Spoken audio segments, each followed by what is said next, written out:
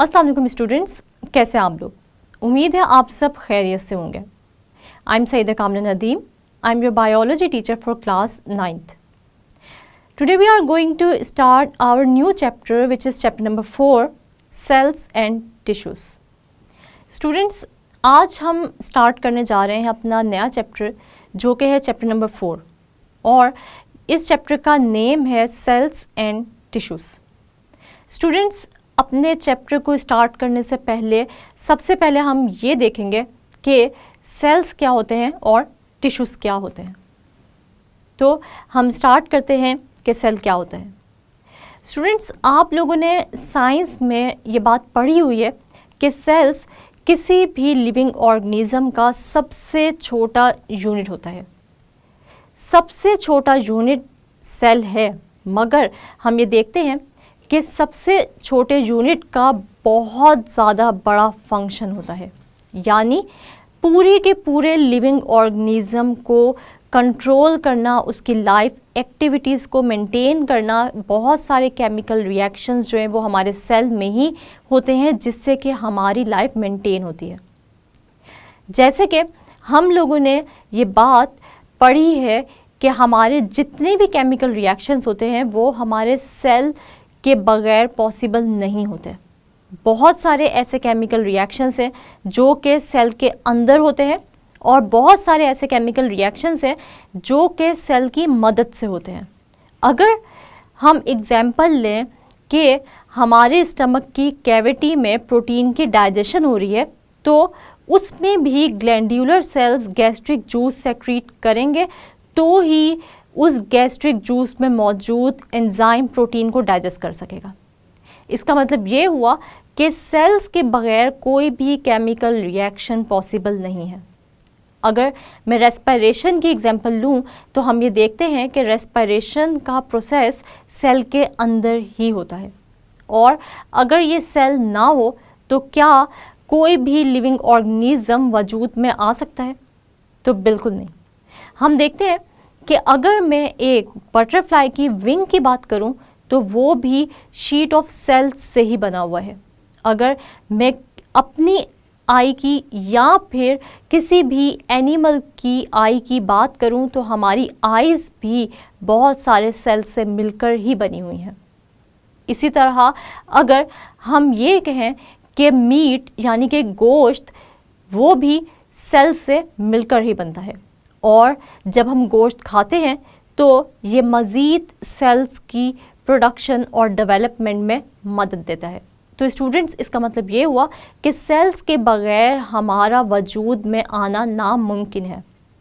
हम देखते हैं कि 2 टाइप्स की ऑर्गेनाइजेशंस हमने पढ़ी, जैसे कि यूनिसेलुलर और मल्टीसेलुलर।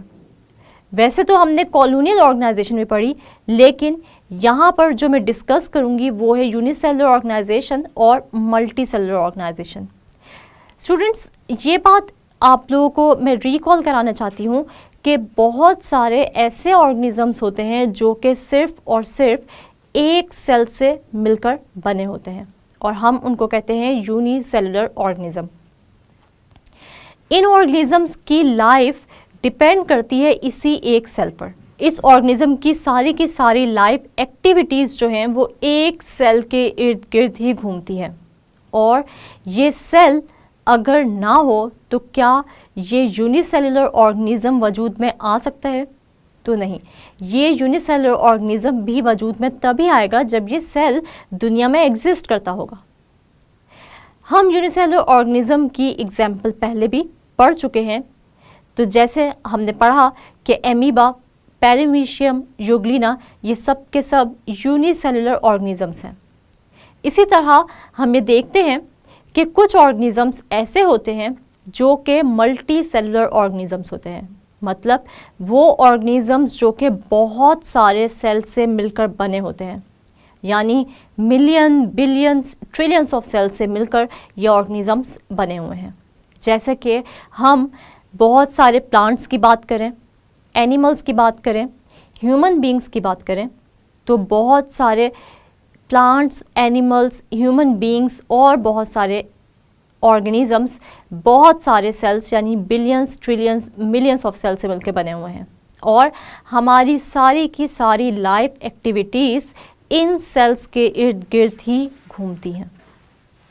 स्टूडेंट्स, सबसे पहले हम ये देखते हैं कि कौन सा साइंटिस्ट था जिसने सबसे पहले सेल के बारे में स्टडी किया और माइक्रोस्कोप के नीचे उसको एग्जामिन किया।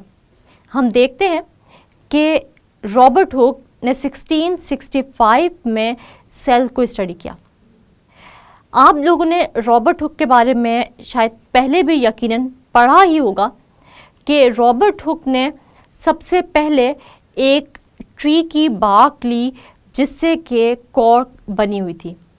इस कॉर्क का एक स्लाइस इसने एग्जामिन किया माइक्रोस्कोप के नीचे और इसको कुछ कंपार्टमेंट्स नज़र आए यानी कुछ बॉक्सेस की शेप नज़र आई जो कि बिल्कुल हनी कॉम्ब जैसी थी। स्टूडेंट्स, हम देखते हैं कि हनी कॉम्ब जिससे कि हम शहद भी हासिल करते हैं, रॉबर्ट हुक ने बिल्कुल ऐसे ही स्ट्रक्चर की तरह कुछ स्ट्रक्चर ऑब्जर्व किया माइक्रोस्कोप के नीचे और उसने इन कंपार्टमेंट्स को नाम दे दिया सेल्स का। लेकिन हैरत की बात यह है कि रॉबर्ट हुक ने जो स्ट्रक्चर देखा वो सेल का ही था, मगर वहाँ पर माइक्रोस्कोप के नीचे सिर्फ और सिर्फ जो दिखाई दिया था वो थी सेल वॉल ऑफ सेल। बाकी ऑर्गेनेल्स और बाकी स्ट्रक्चर जो सेल बनाते हैं वो उस माइक्रोस्कोप के नीचे नज़र नहीं आए थे, क्योंकि ये एक कंपाउंड माइक्रोस्कोप था। लेकिन अब जो इलेक्ट्रॉन माइक्रोस्कोप है और भी बहुत से एडवांस्ड जो अब माइक्रोस्कोप आ गए हैं, हम उनके नीचे जब सेल को एग्जामिन करते हैं तो हम क्लियरली उसके न्यूक्लियस को, साइटोप्लाज्म को, वैक्यूल को और भी बहुत सारे ऑर्गेनेल्स को आराम से एग्जामिन कर सकते हैं। स्टूडेंट्स, अगर मैं ये कहूँ कि हमारी सारी की सारी लाइफ एक्टिविटीज़ भी सेल ही कंट्रोल करते हैं तो ये बात बिल्कुल भी गलत नहीं होगी। अगर हम बात करें फोटोसिंथेसिस की प्लांट्स में, तो फोटोसिंथेसिस भी डिपेंड करता है क्लोरोफिल पे और क्लोरोफिल मौजूद होता है सेल ऑर्गेनेल क्लोरोप्लास्ट में। क्लोरोप्लास्ट में ये पिगमेंट मौजूद होता है और ये पिगमेंट यानी कि क्लोरोफिल एब्जॉर्ब करता है सनलाइट को और कन्वर्ट करता है वाटर और कार्बन डाइऑक्साइड को ग्लूकोज में। इसका मतलब ये हुआ कि अगर क्लोरोप्लास्ट मौजूद नहीं होगा तो क्या फोटोसिंथेसिस प्लांट्स में पॉसिबल है? तो नहीं है। इसका मतलब ये हुआ कि सेल के ऑर्गेनेल्स जो कि एक सेल को बना रहे हैं वो हमारे लिए कितने इम्पॉर्टेंट है। अगर कोई सेल वजूद में नहीं आता तो इसका मतलब ये हुआ कि कोई ऑर्गेनिज्म भी हमें इस दुनिया में नज़र नहीं आएगा। इसी तरह हमारे बहुत सारे फंक्शंस भी ये सेल्स ही परफॉर्म करते हैं। हमारी लाइफ के जितने भी केमिकल रिएक्शंस हैं वो इन सेल के अंदर होते हैं या इन सेल के बगैर पॉसिबल ही नहीं है। हम एग्जाम्पल लेते हैं बोन सेल्स की। हम देखते हैं कि बोन सेल्स में एक केमिकल सब्सटेंस बनता है जिसको हम कहते हैं haemoglobin. Haemoglobin red blood cells को रेड कलर देता है और साथ साथ ये ब्लड में मौजूद ऑक्सीजन को कैरी करता है। अगर हीमोग्लोबिन बोन सेल्स में ना बने तो क्या हमारे अंदर रेड ब्लड सेल्स बनना पॉसिबल हैं? बिल्कुल भी नहीं। इसका मतलब ये हुआ कि हमारे बोन सेल्स, हमारे रेड ब्लड सेल्स, हमारे वाइट ब्लड सेल्स, हमारे प्लेटलेट्स, हमारे सोमैटिक यानी कि हमारी बॉडी के सेल्स, ये सब के सब सेल्स हैं जो कि हमारी एक एक बॉडी पार्ट को बना रहे हैं, हमारी पूरी बॉडी को बना रहे हैं और हमारे बहुत सारे फंक्शंस हैं जो कि इनके कंट्रोल में हैं। जिस तरह हम देखते हैं कि अगर मैं एक एग्ज़ाम्पल लूँ डेली लाइफ से, जिसके अंदर मैं आपको एग्ज़ाम्पल देती हूँ कि एक घर है और उस घर को बनाने के लिए आपको ब्रिक्स चाहिए। क्या ब्रिक्स के बगैर उस घर को बनाना पॉसिबल होगा आप लोगों के लिए? तो ऐसा पॉसिबल नहीं होगा, इसका मतलब ये हुआ कि ये ब्रिक ही है जो कि मेन यूनिट है किसी भी घर का या किसी भी बिल्डिंग का। इसी तरह अगर हम ये कहें कि सेल्स हमारा या हमारी बॉडी का बिल्डिंग यूनिट है तो ये बात गलत नहीं होगी। अगर सेल्स नहीं होंगे तो हम भी नहीं होंगे, यानी कोई भी लिविंग ऑर्गेनिज्म इस दुनिया में एग्जिस्ट ही नहीं कर सकता सेल्स के बगैर। स्टूडेंट्स, आप लोगों ने यूकैरियोटिक और प्रोकैरियोटिक सेल का कॉन्सेप्ट भी पढ़ा है चैप्टर नंबर 1 में, जिसमें मैंने आप लोगों को बताया था कि यूकैरियोटिक सेल्स वो सेल्स होते हैं जो कि एक वेल डिफाइंड न्यूक्लियस रखते हैं और इनमें मेम्ब्रेन बाउंडेड ऑर्गेनेल्स भी मौजूद होते हैं। इसी तरह हमने ये भी पढ़ा था कि प्रोकैरियोटिक सेल्स वो सेल्स होते हैं जिनमें वेल डिफाइंड न्यूक्लियस प्रेजेंट नहीं होता और मेम्ब्रेन बाउंडेड ऑर्गेनेल्स भी मौजूद नहीं होते। यूकैरियोटिक सेल्स और प्रोकैरियोटिक सेल्स को हम डिटेल में इसी चैप्टर में आगे जाके स्टडी करेंगे। और अभी मैं आप लोगों को एक और टाइप के सेल्स की डिटेल दे दूं कि हम आगे जाके ये देखेंगे कि प्लांट सेल और एनिमल सेल में क्या डिफरेंस है। आप लोगों ने प्लांट सेल और एनिमल सेल के बारे में भी स्टडी किया हुआ है, लेकिन मैं आपको एक दफ़ा इसका कॉन्सेप्ट भी रिकॉल करा दूं कि प्लांट सेल्स में हमेशा outermost layer cell wall होती है, जबकि एनिमल्स के सेल्स में outermost layer cell membrane होती है, क्योंकि एनिमल सेल्स में सेल वॉल प्रेजेंट नहीं होती। फिर हम देखते हैं कि इनमें मौजूद होते हैं न्यूक्लियस, जो कि प्लांट और एनिमल सेल दोनों में पाया जाता है। लेकिन अगर हम वैक्यूल्स की बात करें तो एनिमल सेल्स में छोटे छोटे वैक्यूल साइटोप्लाज्म में आपको नज़र आएंगे, जबकि प्लांट सेल में आपको एक बड़ा वैक्यूल साइट पे नज़र आएगा।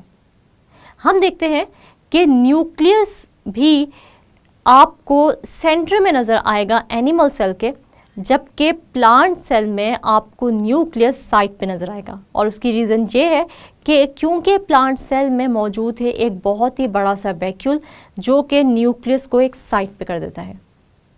तो स्टूडेंट्स, आज हमने इंट्रोडक्शन लिया कि हम सेल एंड टिश्यूज़ में क्या पढ़ने जा रहे हैं, सेल्स कितने टाइप्स के होते हैं, मतलब unicellular organisms, multi cellular organisms क्या होते हैं, यूकैरियोटिक और प्रोकैरियोटिक सेल में क्या डिफरेंस होता है। साथ ही साथ मैंने आपको बताया कि प्लांट सेल और एनिमल सेल क्या होता है, और इसके साथ साथ हमने ये देखा कि सेल किस तरह हमारे फंक्शंस को कंट्रोल कर रहे हैं और कौन सा वो साइंटिस्ट था जिसने सबसे पहले सेल के बारे में स्टडी किया था और टर्म सेल आपके साथ इंट्रोड्यूस कराई थी। स्टूडेंट्स, इस इंट्रोडक्शन से आपसे शॉर्ट क्वेश्चन पूछे जा सकते हैं। तो स्टूडेंट्स, मैं आप लोगों से एक छोटा सा क्विज लेती हूँ और देखती हूँ कि आप लोगों को सेल का कॉन्सेप्ट समझ आया है या नहीं। तो सबसे पहले तो जो क्वेश्चन है वो है व्हाट इज़ सेल। तो इसके अंदर आप लोग क्या लिखेंगे कि सेल बेसिक यूनिट है लाइफ का, ये बिल्डिंग ब्लॉक है हमारी बॉडी का। इसके अलावा हम ये देखते हैं कि सेल किसी भी लिविंग ऑर्गेनिज्म को ना सिर्फ बनाता है बल्कि उसमें होने वाले जितने भी केमिकल रिएक्शंस होते हैं वो भी इस सेल के कंट्रोल में ही होते हैं। फिर आपसे क्वेश्चन पूछा जा सकता है कि प्रोकैरियोटिक और यूकैरियोटिक सेल में क्या डिफरेंस है। तो मुझे ये रिपीट करने की ज़रूरत नहीं है, आप लोगों को अब ये कॉन्सेप्ट बिल्कुल क्लियर होगा, क्योंकि हमने ये चैप्टर 1 में भी पढ़ा था और आज भी मैंने आप लोगों को दोबारा से रिकॉल कराया है।